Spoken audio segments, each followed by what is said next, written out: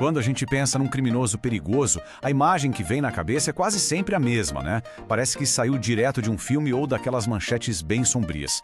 A gente logo imagina um adulto, um rosto marcado pelo tempo, pela violência, com aquele olhar que gela a gente. Figuras que impõem medo, sabe? Talvez com barba, tatuagens que contam histórias que a gente nem quer saber. É o estereótipo clássico que está gravado na nossa mente. Mas e se tudo isso for só uma fachada? E se a verdadeira face do mal for algo que a gente simplesmente não consegue nem conceber? Pois é, a história tá cheia de pesadelos bem reais, atos de uma crueldade que a gente nem imagina e que não foram cometidos por esses monstros que a gente desenhou na cabeça. Foram cometidos por crianças. Crianças que, em vez de brincar, acabaram atrás das grades. Existe um jeito certo de crescer no YouTube e de ganhar dinheiro com isso. E a maioria das pessoas não faz ideia.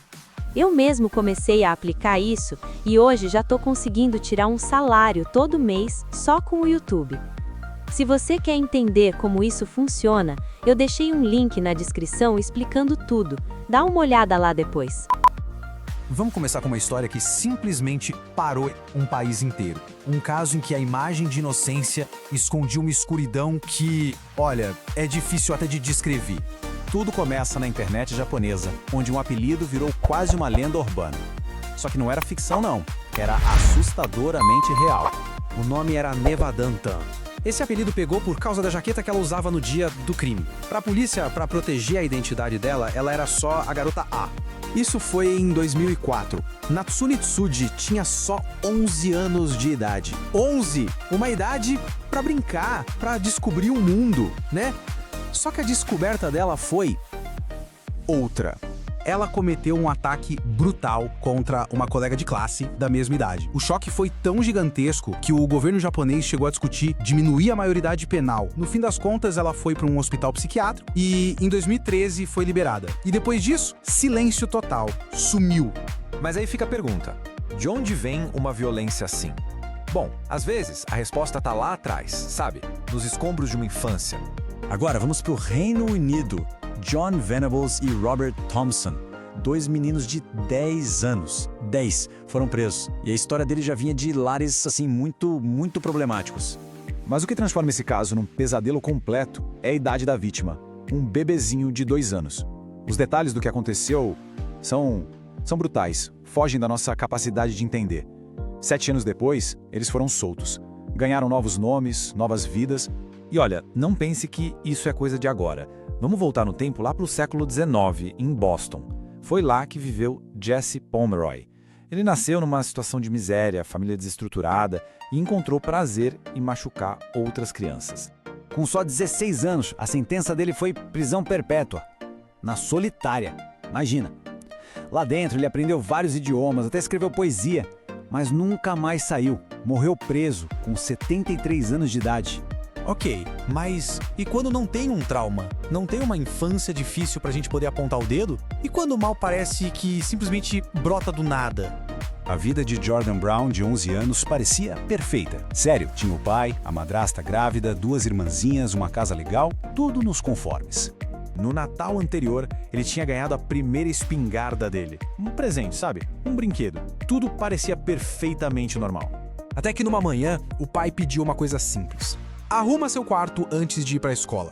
Minutos depois, Jordan pegou aquela espingarda e atirou na madrasta. Na madrasta grávida. O porquê, até hoje ninguém sabe. É um silêncio absoluto. E tem mais.